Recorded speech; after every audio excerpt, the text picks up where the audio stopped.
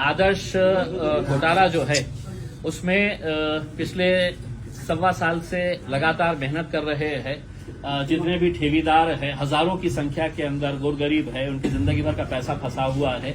ये महाराष्ट्र के अंदर पहली पद संस्था है कि जहां पर लोगों को उनका पैसा वापस मिलने की शुरुआत हो गई है, चाहे वो 10,000 हो या 25,000 हो। एक कम से कम शुरुआत तो हुई है और हम उनको यकीन दिलाए हैं कि उनका एक एक रुपया वापस मिलेगा करके। लेकिन कुछ बातें हमारे सामने अभी सामने आई है जो चौंकाने वाली है और कहीं न कहीं एक प्रश्न चिन्ह उपस्थित करती है जिला प्रशासन के ऊपर और पुलिस प्रशासन के ऊपर। पवन अधाने ये यशस्विनी बैंक का एफआईआर के अंदर मुख्य आरोपी है। इसके माता पिता देवीदास अधाने और उनकी पत्नी दोनों भी पिछले 1 साल से हरसूल जेल के अंदर है, क्योंकि ये आदर्श के अंदर मुख्य आरोपी ही है। यशस्विनी के अंदर पवन अधाने को यह बताया गया है कि ये फरार है, ये एब्सकॉन्डिंग है। ऐसे हालात के अंदर उसकी जो प्रॉपर्टीज है यहां पर, जिसके लिए जब हम एफआईआर रजिस्टर किया गया था तो सबसे पहले हमने पुलिस से ये मांग की थी कि आप लेटर तहसीलदार, कलेक्टर, तलाठी, सबको है तो मंडल अधिकारी सबको दे दीजिएगा कि ये आदर्श के और यशस्विनी के जितने भी ठेवीदार हैं, जितने भी ये है डायरेक्टर्स, चेयरमैन, बैंक के मैनेजर्स, उनके कोई भी प्रॉपर्टी की कोई डीलिंग नहीं होनी चाहिए। मतलब कोई रजिस्ट्री नहीं होना चाहिए, कोई बेचना नहीं चाहिए, कोई फेरफार नहीं होना चाहिए। अब हमारे पास कुछ ऐसे डॉक्यूमेंट्स हाथ लगे हैं जिससे ये साबित होता है कि जटवाड़ा के पास राहत पट्टी टांडा में तकरीबन 1 एकड़ जगह जो है वो बेचने का, फेरफार करने का उसको अधिकार दे दिया गया। किसने अधिकार दिया? तो यहां पर बैठने वाले तहसीलदार साहब ने दिए हैं, रमेश मुंडलोट साहब ने, और उन्होंने अपने ऑर्डर के अंदर साफ कर दिया है कि मुझे पुलिस वुलिस का कोई नहीं है, ठेकेदारों को पैसे चाहिए तो कोर्ट में जाओ और कोर्ट से जाकर लेकर आए करके। हमारा ये सवाल पैदा होता है कि उन्होंने बाजाब्ता मैंने हियरिंग लिया है बोल के, और उस हियरिंग के अंदर पवन अधाने भी शामिल हुआ है। तो सवाल ये पैदा होता है कि पुलिस को पवन अधाने एब्सकॉन्डिंग लग रहा है, फरार घोषित बताया जा रहा है, और वो यहां पर कलेक्टर ऑफिस में आके बाजाब्ता हियरिंग अटेंड कर रहा है। फिर इसके बाद 2 प्रॉपर्टीज यही पवन अधाने की वहां पे है पिसा देवी के ऊपर, तकरीबन 11,000 स्क्वायर फीट का रोड के ऊपर के 2 प्लॉट्स है, वो बेचे गए। जालना के एक बहुत बड़े उद्योगपति है गोयल साहब को बेचे गए है करके। तो जब पत्र ये लिखा गया है कि ये प्रॉपर्टीज एमपीआईडी के अंदर आ गए हैं, ये आरोपी फरार है, जो वहां के ठेवीदार है उन्होंने लिखित के अंदर तहसीलदार को दिया कि साहब ये जमीन जो है इसकी फेरफार नहीं की जाए, क्योंकि ये यशस्विनी के ठेवीदारों के पैसे से ली गई है करके, और इसका मामला पुलिस स्टेशन के अंदर चल रहा है, तब कोई इसकी दखल नहीं ली गई है करके। एक प्रॉपर्टी ऐसी है धामन गांव की, जो उस वक्त के यशस्विनी के एक बैंक मैनेजर, उनके नाम के ऊपर प्रॉपर्टी थी। वो प्रॉपर्टी उन्होंने बेचे। यहाँ के हमारे मंत्री साहब है, सरकार मंत्री रह चुके हैं, उनका पीए है, उनके नाम के ऊपर ये प्रॉपर्टी बेची गई है उसमें। और वो बेचते वक्त तहसीलदार साहब ने ये बताया है कि साहब ये मैं इसलिए बेच रहा हूं कि पुलिस वालों ने मुझसे कहा है कि जिसने बेचा है, जो बैंक का मैनेजर है, उसका नाम है गणेश नाना साहेब शिंदे।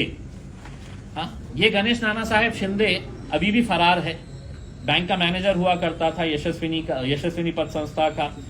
एफआईआर रजिस्टर हुई थी यशस्विनी की, तो उसमें 16 लोगों के नाम है, 14वें नंबर के ऊपर यही नाना साहेब है। इन्होंने प्रॉपर्टी बेच दी। अभी किसको बेचे है? तो हमारे सावे साहब के पीए बताए जाते हैं उल्लास कैलाश साड़वे, इन्होंने ये प्रॉपर्टी खरीद ली है। और ये प्रॉपर्टी उन्होंने किस बुनियाद के ऊपर खरीदी? लिखित के अंदर उन्होंने बताया कि साहब हमारे को एसआईटी के सीनियर पीआई ने लिखित के अंदर दिया कि सदर पत्र आधारे कळविले की श्री गणेश नानासाहेब शिंदे हे गुन्ह्यात आरोपी नाहीत, हे यांनी लिखित मध्ये तहसीलदारांना दिलं। मग हमारे को ये सवाल है कि पीआई साहब ये एफआईआर इम्तियाज जलील ने नहीं फाड़ा है, मुझे ये बताइए 14 नंबर के ऊपर गणेश नाना साहेब शिंदे एफआईआर में आरोपी है।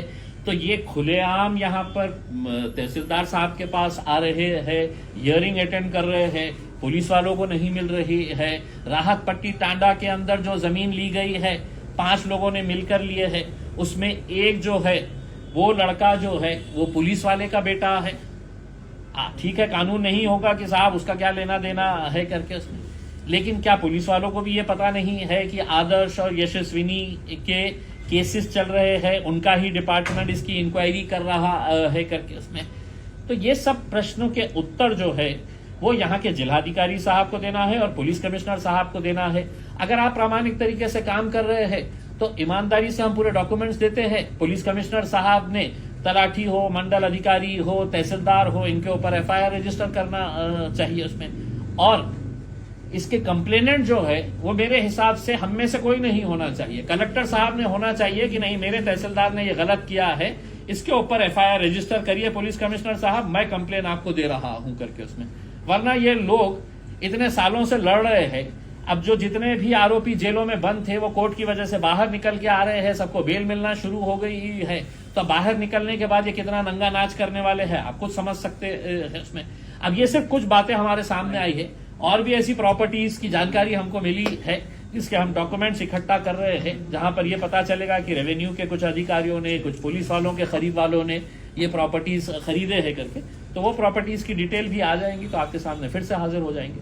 कल कलेक्टर साहब को मिलने वाले हैं, कल कलेक्टर साहब को मिलने वाले हैं, पुलिस कमिश्नर साहब को भी मिलने वाले हैं। कल हमने पूरे जितने भी आदर्श के, यशस्विनी के ठेवीदार थे उन सबको बुलाया था, लेकिन कल के दिन हिंदू धर्म के अंदर एक बड़ा त्योहार और विशेषकर ग्रामीण इलाके के अंदर पाड़वा का त्योहार जो है वो बड़े तौर के ऊपर ग्रामीण इलाके के अंदर मनाया जाता है।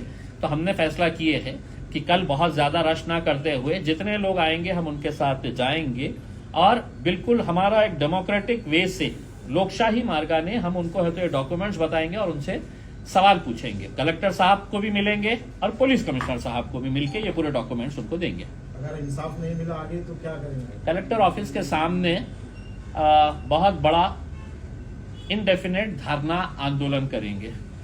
और इनडेफिनेट मतलब सुबह 10 से 5 बजे तक का नहीं, इनडेफिनेट सबको बिठाएंगे और यहाँ पे बैठ के है तो कलेक्टर साहब के ऑफिस के सामने मोटा एक आंदोलन खड़ा करेंगे।